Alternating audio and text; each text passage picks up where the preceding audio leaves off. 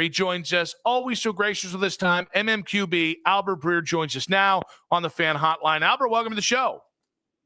Hey, what's up, guys? How we doing? Has your camp tour wrapped up at all yet, or are you still in the belly of the beast? No, I'm gonna see my 15th team this afternoon. I'm in LA, so it's still relatively early here. So I got the Chargers practice this afternoon. That'll be 15, and then 2 more. I go home, and then I'll go back out next week. Good God, that is just grueling. Well, I guess we'll start with the report of the day. Shedeur Sanders is starting in preseason game number 1 against Carolina. Carolina's playing their ones as well. No Dillon Gabriel, no Kenny Pickett. Is this a big deal, little deal, or no deal? I mean, I think it's logistical, like what you're able to do right now, and I think the injuries sort of create a scenario where they'll get an extended look at Shedeur. I mean, look, he's still behind, I think he's caught up some. I would put like the chance that he's starting the season opener and it's microscopic, but look, like if he looks good, maybe he earns some more reps in 11-on-11 work, in camp. And that's really how it's got to happen. I think with the rookie quarterbacks in the Browns equation now with Flacco and Pickett where they are ahead of those two, I think any chance you have at starting at any point this year is going to have to be a step-by-step process. And, the first step is showing you can run the offense, and Shedeur will have a chance to do that. And is it tomorrow night? Friday night? No, tomorrow's the joint practice. Friday night is the game. Right, because there's no game. Yeah, sorry. I don't even know what day of the week it is right now. Of course, there are no games on Wednesday night. I forgot that tomorrow's Wednesday, so Friday night.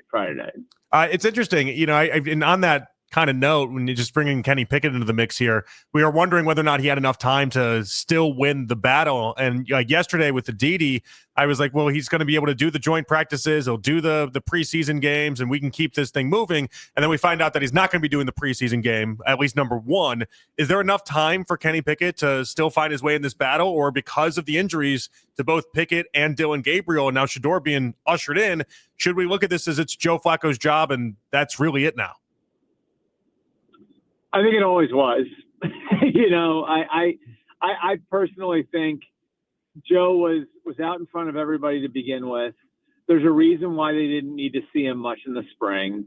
And I think the team is in a transition phase right now where, you've got like the old guard, which at this point is Myles Garrett, it's Denzel Ward, it's Joel Bitonio, it's the older players in the team that are still around from the playoff teams of a couple of years ago and before that. And then I think, have what the Browns are trying to create a youth movement with, which is guys like Mason Graham and Carson Schlesinger. And, then of course they'll have a big haul of draft picks next year. So, I think the way you want to look at this is it's a team in transition.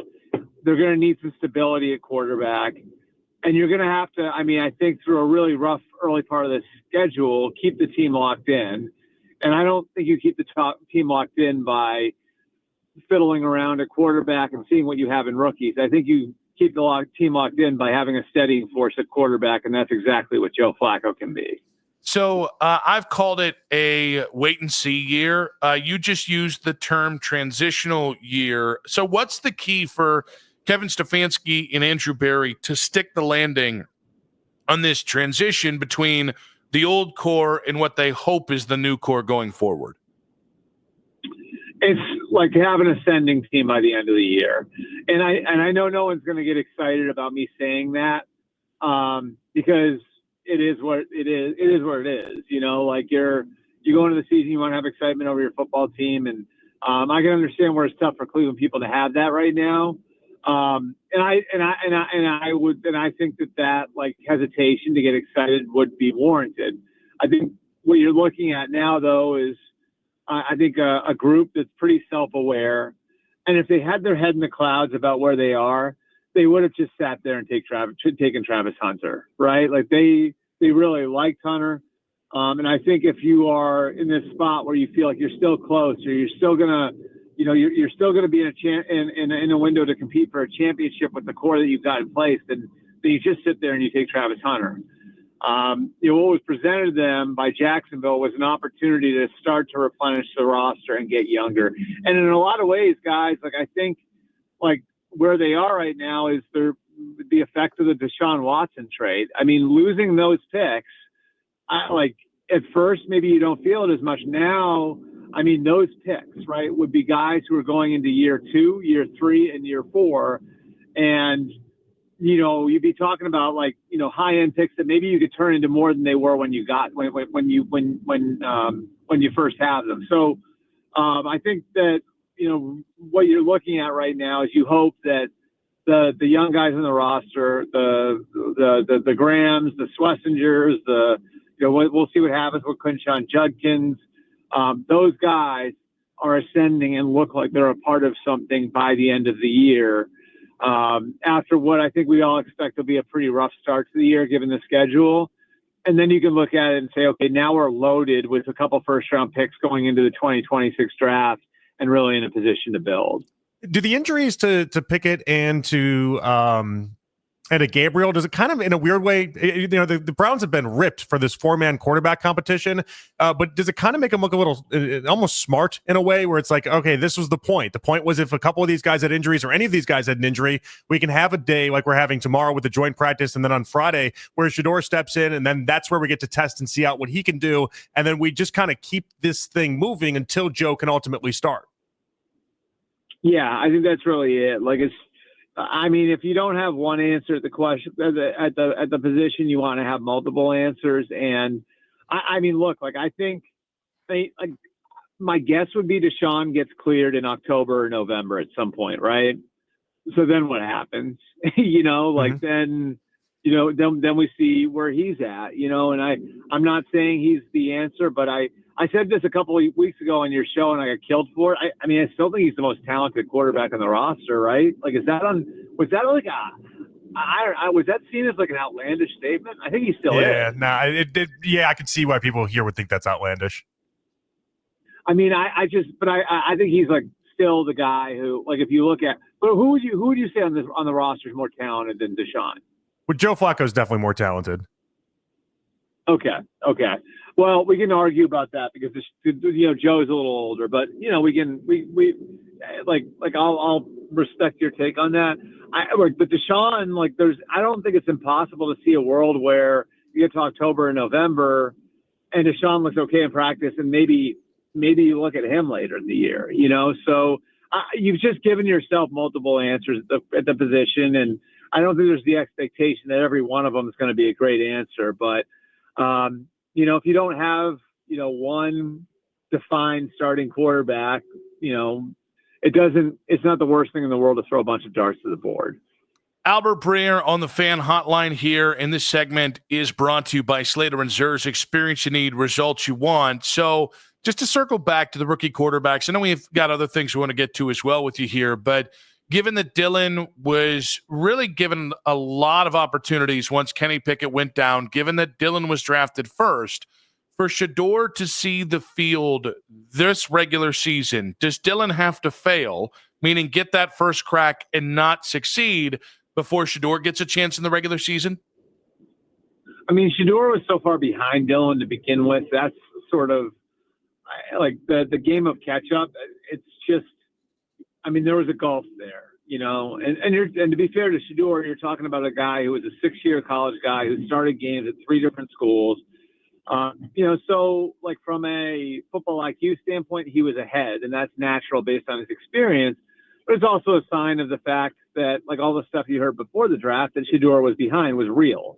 And so the first real step for Shedeur is getting to a point where he can run the offense. I'm not even talking about making the throws or the post-snap reads or anything else.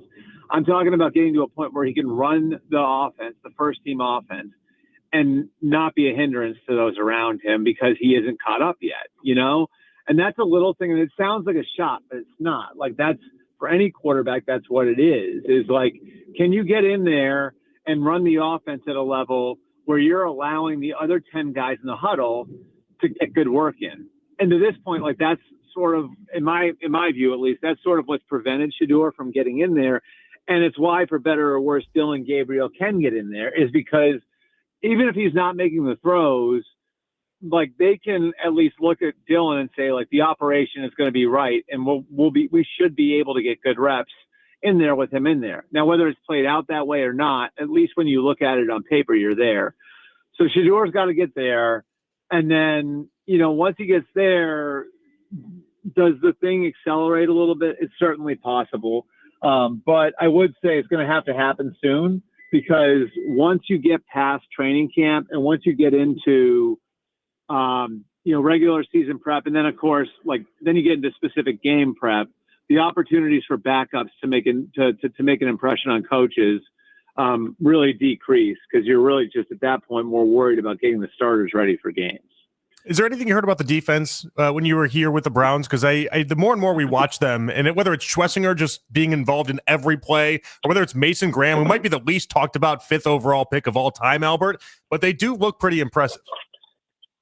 Yeah, and I think I think they're a very quietly confident group. Like, they feel like they're going to be a lot better. And one of the big things that came up was like how, really, if they can find a way to turn the ball over more, like to go and take it away more than they did a year ago, they have the horses to really compete.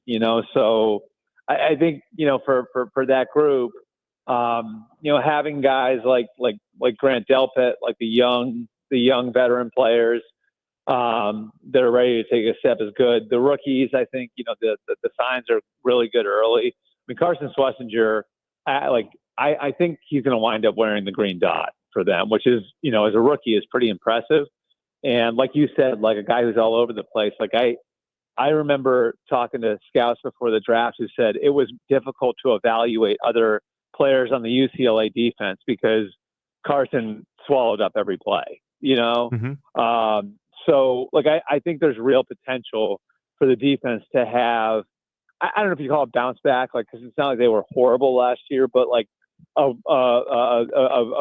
a really nice jump this year. And, I think if there's a road to wins for the Browns, that's going to be a huge part of the formula. I think it's, the rookie backs coming along. And again, the Judkins thing has to clear itself up, but the rookie backs being part of the equation, with Jerome Ford. So you get Dylan Sampson a role, you get Quinshon Judkins a role. And then, guy like DeJuan Jones develops into a really good left tackle. The offensive line looks a little better. Jack Conklin stays healthy. And now, you're really trying to shorten games with your running game and lean into what could be a pretty good defense.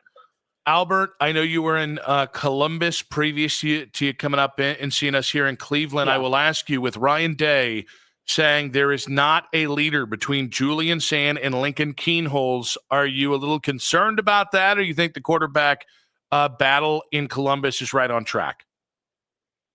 I don't worry much about quarterback with Ryan there. I don't think it's going to be a problem with the group they've got, and, having, the staff, the infrastructure, the receivers they're going to be throwing to.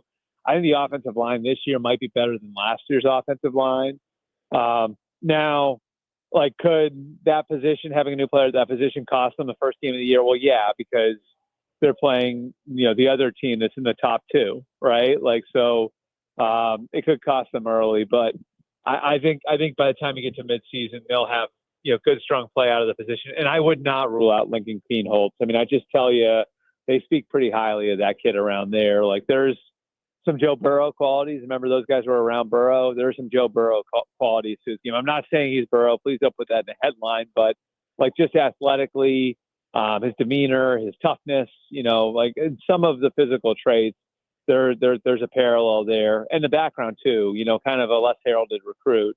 There's a comparison there. And Sand, of course, is just so naturally gifted. It'll be interesting to see how it plays out. Let's go ahead and put that in the headline there, Jim. Naturally. Yeah.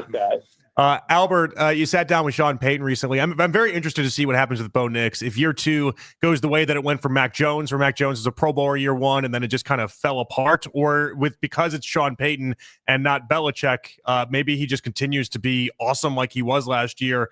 Where do you side on that? What'd you learn? Yeah, I think Bo's going to be really good. I don't think Bo gets enough credit for what he did last year, to be honest with you.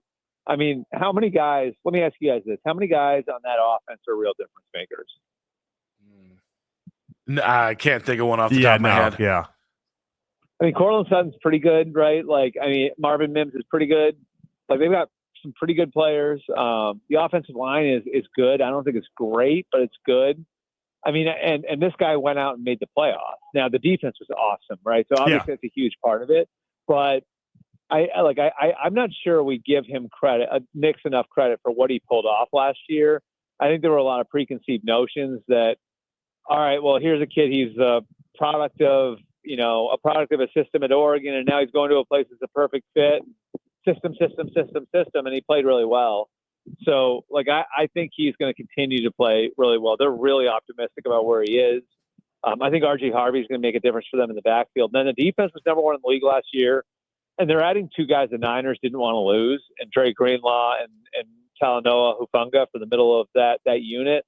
I don't know that I picked them to win the AFC West because that's the division the Chiefs are in, but I think they'll be playing deep into January again, and I see them as a playoff team and maybe a team that advances a round or 2 when they get there. Albert, enjoy your time with Mr. Khakis and Steak and Milk himself, and keep killing it out on the road, bud. You're doing a great job. All right. Thanks, guys. I appreciate it. Thank you so much. Albert Breer there on the Fan Hotline, MMQB every Tuesday. You hear from Albert on this show.